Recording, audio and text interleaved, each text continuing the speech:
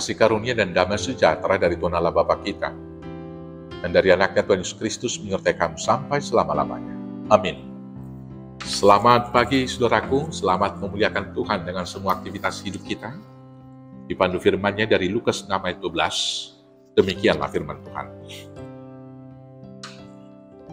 Pada waktu itu pergilah Yesus ke bukit untuk berdoa, dan semalam-malaman Dia berdoa kepada Allah.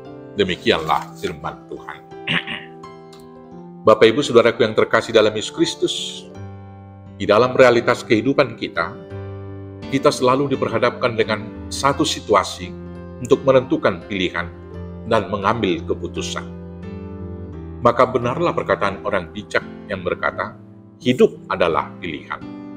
Setiap pilihan pasti ada konsekuensinya. Karena itulah kita harus melibatkan Tuhan dalam seluruh pilihan dan keputusan yang kita buat.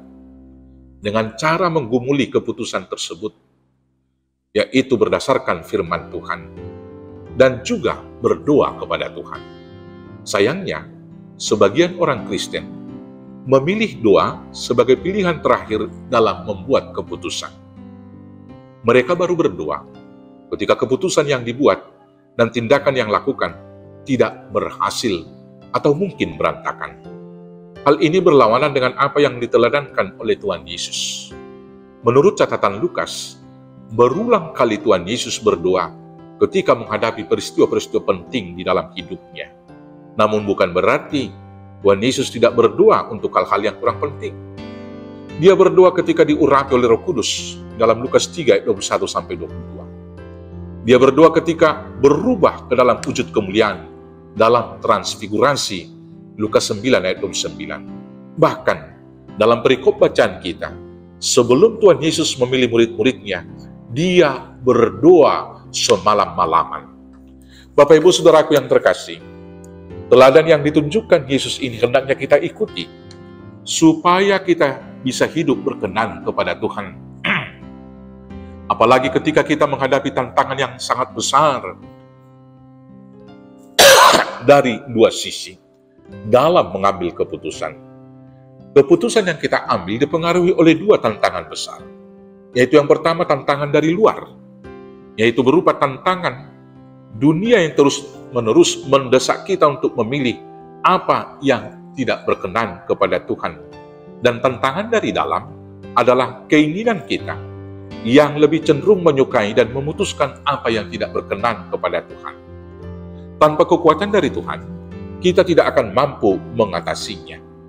Sering sekali kita malah tidak menyadari bahwa kita sedang memilih apa yang tidak berkenan bagi Tuhan. Itulah sebabnya kita harus tetap berdoa, seperti yang dikatakan Paulus dalam 1 Tesalonika 5 ayat 17. Berdoa sebelum mengambil keputusan akan memberikan manfaat yang baik kepada kita, yaitu kita akan mendapat hikmat dari Tuhan, sehingga keputusan yang kita buat adalah keputusan yang terbaik.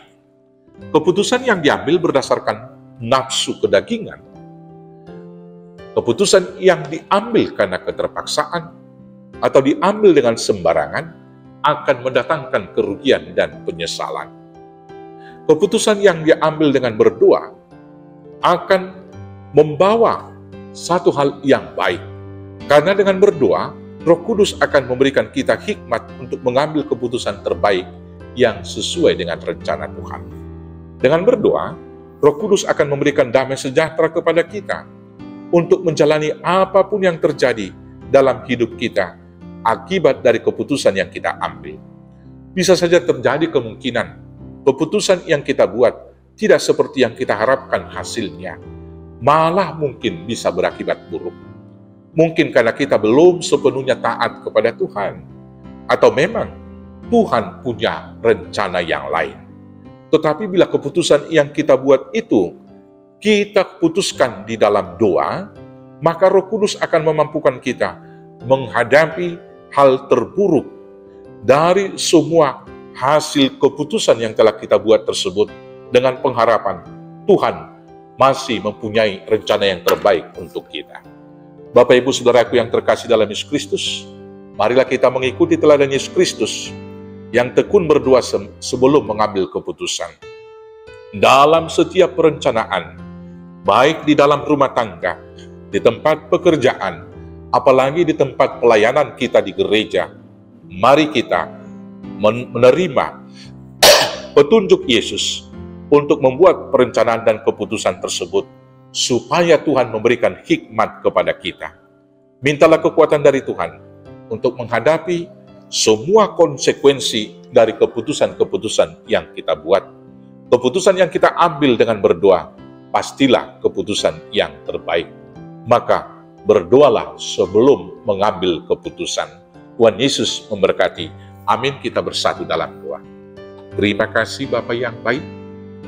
Biarlah kami Tuhan bimbing dan berikan hikmat sebelum memutuskan segala sesuatu, dan sebelum kami bertindak untuk melakukan segala sesuatu, sehingga apapun yang kami berbuat boleh berkenan kepada Tuhan dan memberikan hasil yang terbaik bagi kami, dan kami persembahkan menjadi kemuliaan bagi nama Tuhan. Kuatkan, mampukan kami melakukannya di dalam Yesus Kristus Tuhan Juru Selamat kami yang hidup. Amin.